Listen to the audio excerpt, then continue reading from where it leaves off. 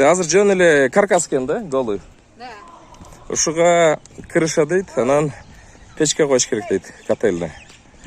Анан коомчулуктан мэрия кайрылыптыр, башка жактар кайрылыптыр. Пока ответ жок дейт.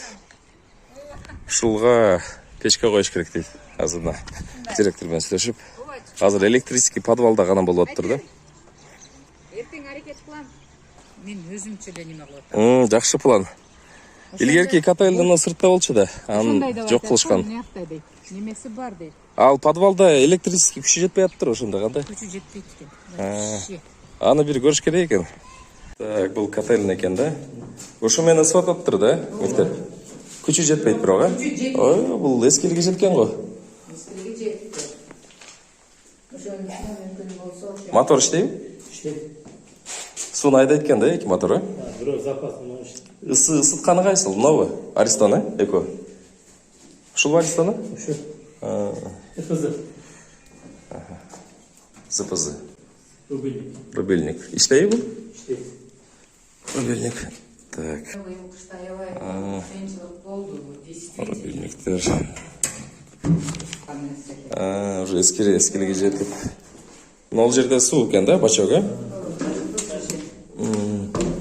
Бул жакта эмне экен? Иштебой.